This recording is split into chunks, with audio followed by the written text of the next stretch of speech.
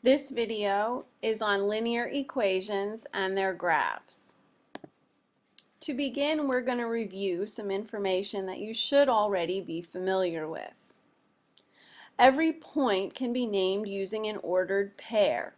We use the x value first and then the y value. You can remember the order because they're in alphabetical order, always. The horizontal axis is the x-axis. This is the one going across, and the y-axis is the vertical axis, the one going up and down. Those you do have to remember, and it's common for students to mix them up, so spend some time making sure you know which one is which. To plot any point, you use the ordered pair as coordinates. The first one tells you whether to go left or right, the x. The second one, the y, tells you to go up or down. You know whether to go left, right, up, or down because if you're moving to the right, it's positive, left, negative. Up, positive, down, negative. And then you can plot points that way. The point 1, 3 tells you to start at the origin, and you always start at the origin. Positive 1 means move right or toward the plus sign, 1. Keep your pencil there and then use the y coordinate, which is 3. Since it's positive, we're moving up, 1, 2, 3. And this is the point A. You can label it. Each section of the graph, and you see there's 4 of them, is numbered. It's important for you, if you don't remember it, to know that this is quadrant 1. It is the quadrant where all the coordinates are positive, the x's and the y's. This, going counterclockwise, is quadrant 2, and I'm just abbreviating Q1, Q2. This is quadrant 3, and this is quadrant 4. On your own, I'd like you to finish plotting these points and also give an ordered pair for a point D, you can label it, which is needs to be in the quadrant that we haven't used. So you can pause the video and do this now. And when you're done, restart.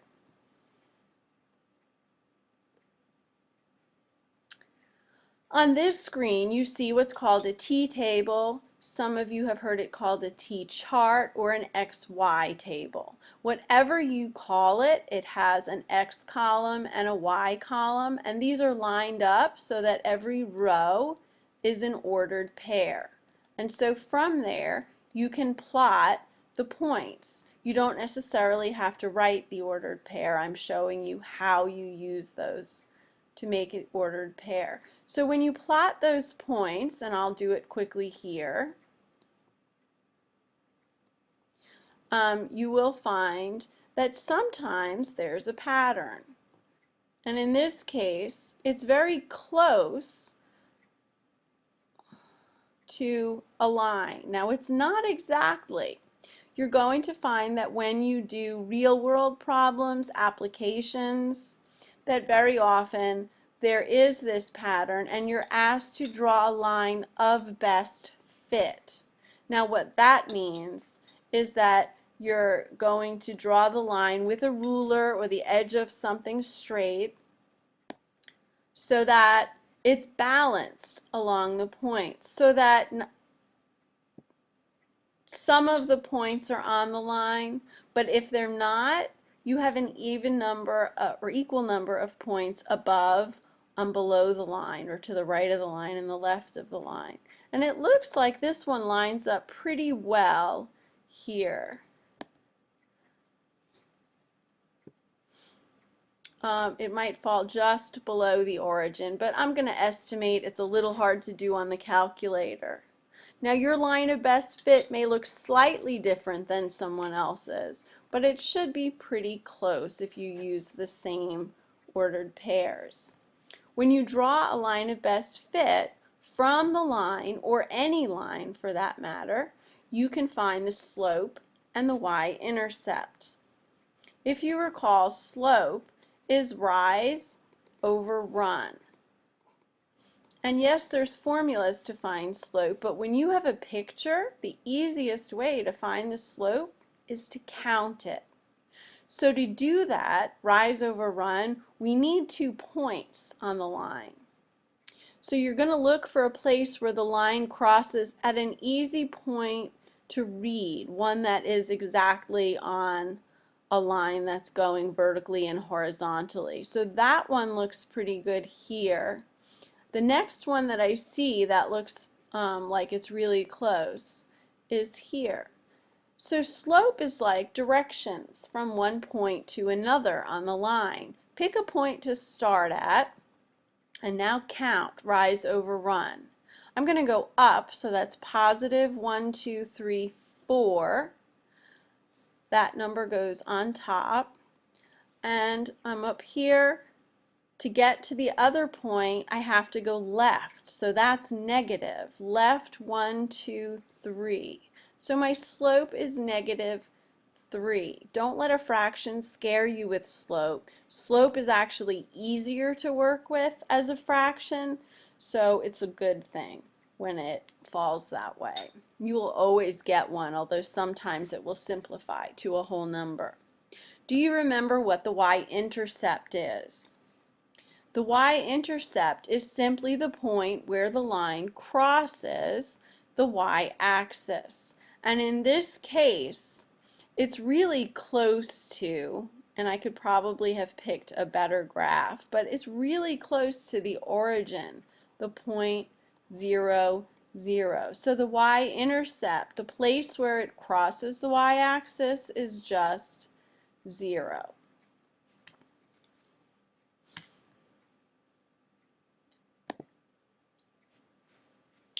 Okay, slope was 4 over negative 3, and the y-intercept was 0. Let's just bring that over to this page. If you recall, slope-intercept form is y equals mx plus b. Now we know that an ordered pair is going to come from the x and the y, but do you remember what the m and the b are?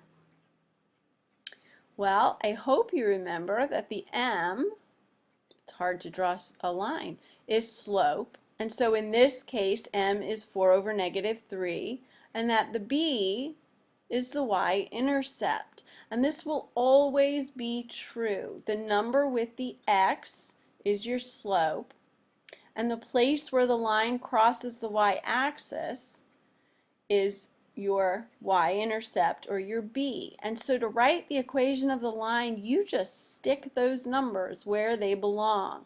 Remember, x and y is any point on the line, so we're not changing those.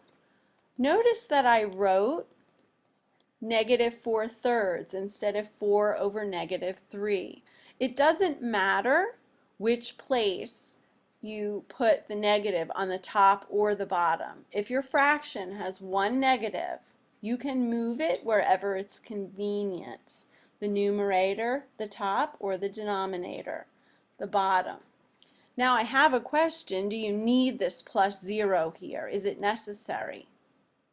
Does it mean the same thing if I write y equals negative 4/3 x? Well, it does. Adding 0 doesn't do anything. So if you see an equation like the bottom one, you'll automatically know that the y-intercept is 0, because you could write in the plus 0 without changing the value of anything in the equation.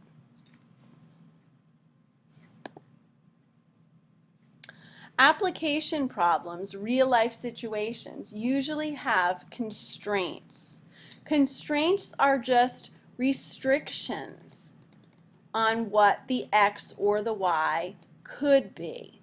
So you know what a restriction is. Think about restrictions that your parents may place on you. This is what a constraint is.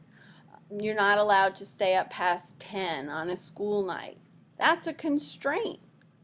So we restrict or put constraints on the domain and the range when we have a real-life situation. The domain is all possible values of x. So if the domain is the number of t-shirts sold, can you sell 0 t-shirts? Sure, you can. Nothing could get sold. Can you sell 3 or 6 or 9 or 100 t-shirts? Sure. Can you sell a t-shirt and a half? Not likely. Can you sell -4 t-shirts? No, you can't. It doesn't make sense in the context of the problem. So in my t-shirt example, the constraints would be that the domain is, I'll just put a D for domain, is going to be the set of numbers starting at 0 and going forwards really to infinity, to as many t-shirts as you have. And so you could write it this way, because this way does not include the numbers like 1/2 or 2 3/4. It's just following this pattern of whole numbers. The range is all possible values of y, and the same thing can happen if you're selling t-shirts. You will not have negative money being earned. So for the t-shirts example, your range, R, is also going to be positive. But depending how much they are, it really could be anything greater than or equal to 0. And so you can see there are different ways to express the set of numbers that you need to talk about. So when you're asked for the constraints, you're going to tell me what you can do with the domain or the range. What's possible? Don't worry, you can do this. We're going to practice it in class. I promise it'll all make more sense if it doesn't now. But these are things that you've learned before, and you'll do great.